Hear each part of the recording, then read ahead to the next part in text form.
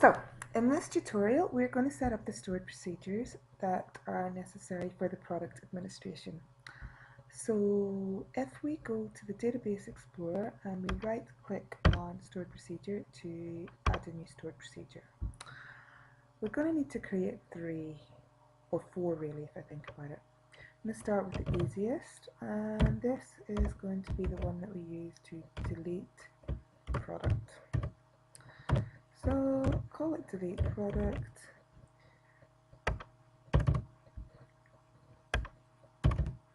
This takes an input parameter, and let's just call it, let's have a wee look at the table so we know what the fields are. Let's call it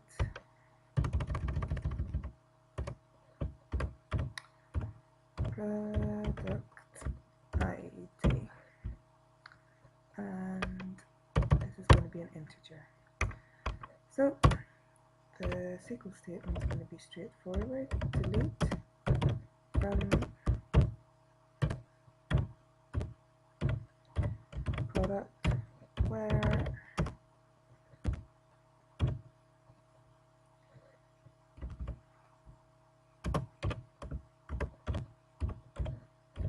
product ID is equal to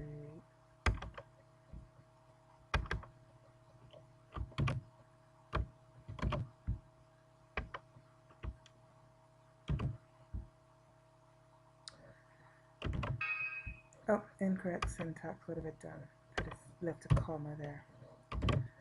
Okay, so that's our first one. We could test it, but I'm pretty sure that's going to work. I can't really make much mistakes with that. Now, so close that. Let's now create one for stored procedures, add new stored procedure. Let's do the one for updating product. So update product. Now I'm going to try and name my parameters the same as the fields in the database, because it means that the grid view works seamlessly. So, or it should do. So first parameter is going to be product ID, and that's going to be an integer.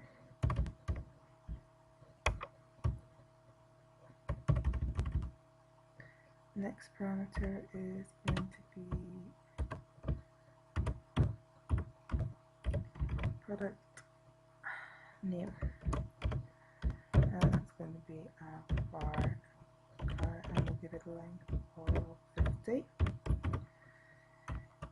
Let's define all the other fields then.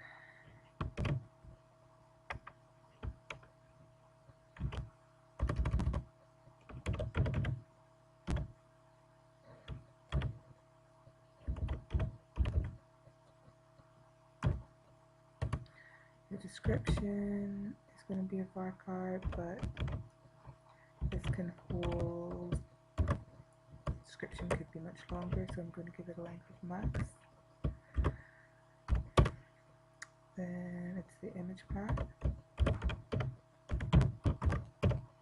It's going to be a varchar again.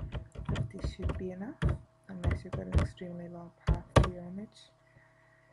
And product price.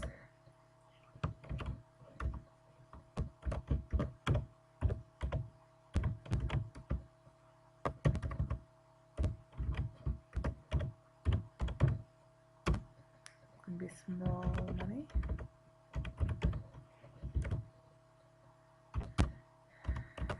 Quantity.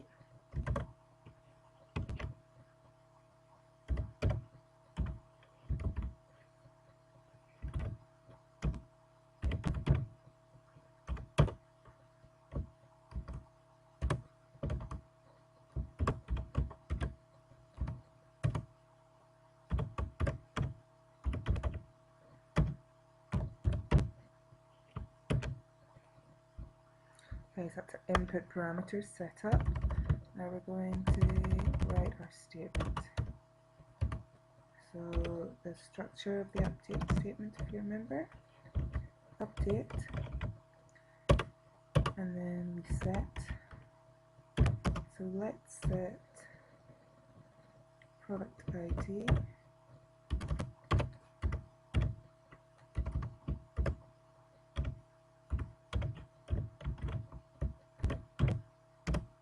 equal, oh, not product ID, product name, equal to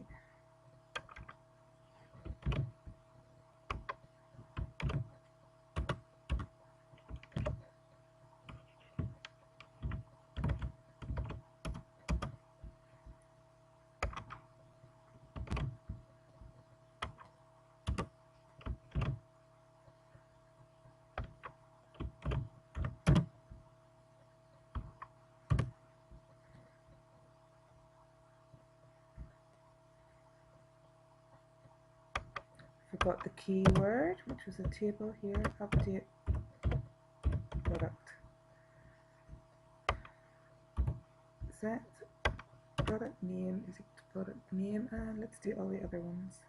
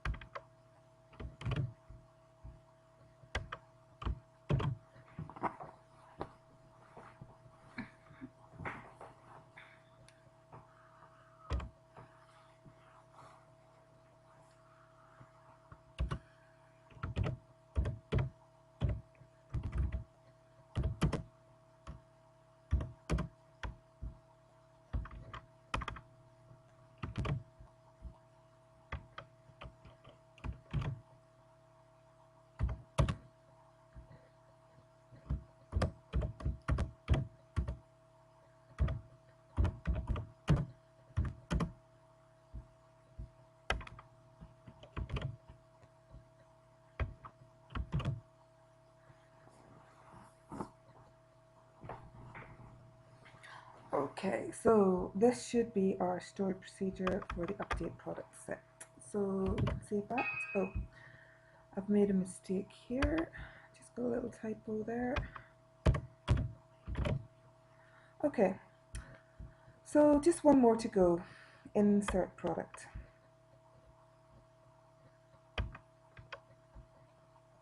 Or two more to go, really.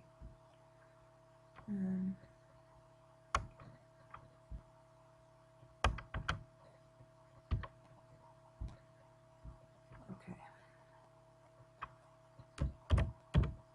Insert product.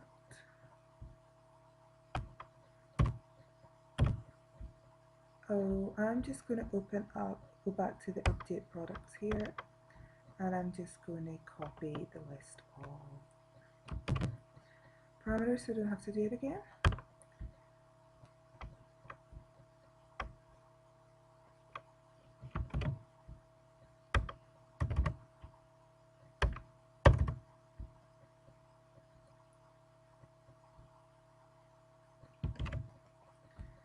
Now we write our insert statement. Now, you need to be careful with the order in which the parameters are being inserted. Do they match your table structure? If they do, then you don't need to specify the columns. But let's have a look at the table. I'll show you what I mean. So, are they in the correct order? Name, description, image path, product price, quantity, and promo. They are. So I don't need to say specify the columns. I can just specify the values. So insert into products, values. It's not into products, it's insert into product, values. And then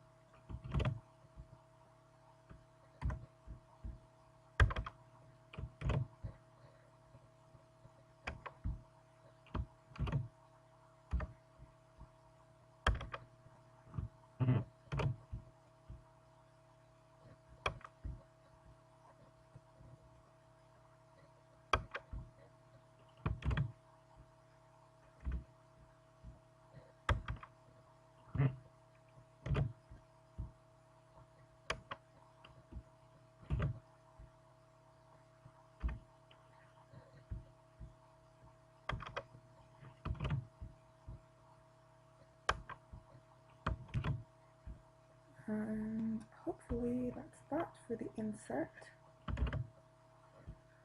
Okay, just one more store procedure that I want to do. I want to create a store procedure which is going to get all the products but order them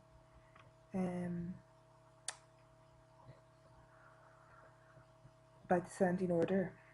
So with the greatest ID coming first. So just right click to create another store procedure. I'm just going to get products last first. So basically we want to generate a list of products, but we want the one with the highest ID given first. We don't need any input parameters, and it's just a simple statement here. Select everything from product,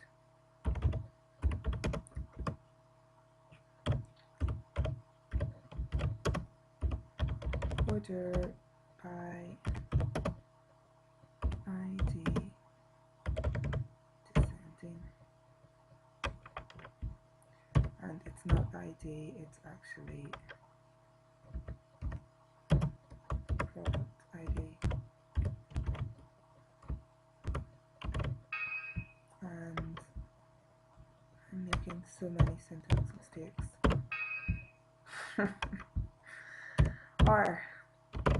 Okay, that's all our stored procedures done. So now we are going to create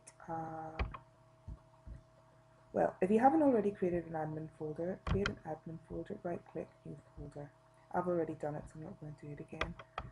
I've already created an edit products page earlier because I was testing this out, but I'll just go through the motions again. So I'm going to add a new item, and we're going to call it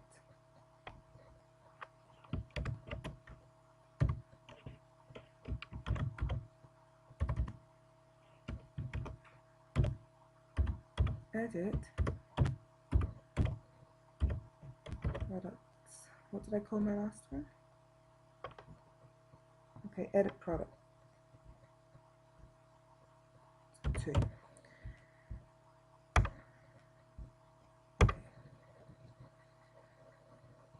Okay, so let's give it a title.